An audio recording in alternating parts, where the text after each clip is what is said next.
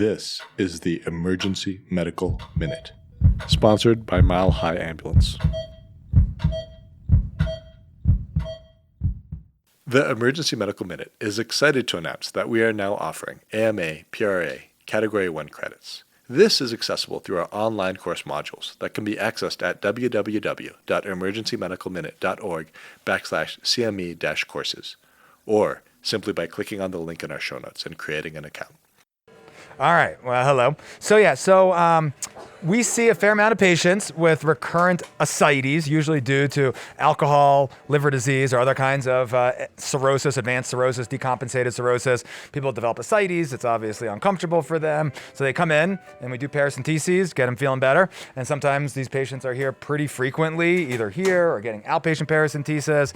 And it can be a little bit of a hassle for the patients and for us. So, is there something better that can be done? I mean, there's lots of medications that patients can take, but sometimes they don't help. So there is a thing that I didn't know about till recently called a tunneled peritoneal catheter, which is kind of what it sounds like, where patients have a catheter into their abdomen where they can drain fluid out themselves.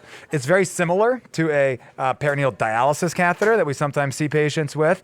It's not typically used in cirrhotic patients because it's thought that they don't have a long kind of span, like they'll get infected, they don't last forever, and this patients with cirrhosis can live for a while.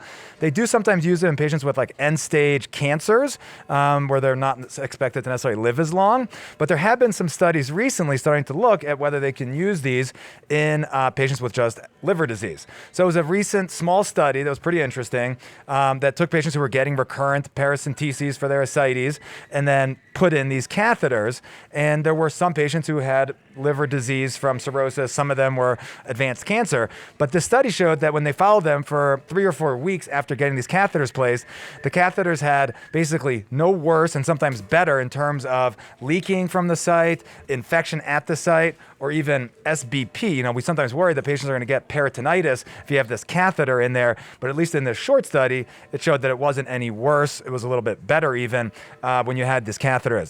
So obviously, I think it would be a nice thing if we can do more studies and show that these things are good and we can have these patients take care of their recurrent ascites at home and not have to come in here and be here for 4 hours getting their fluid drained and getting all these things done. So, something to look out for if we might see patients with this. It is something that is out there for us to be aware of.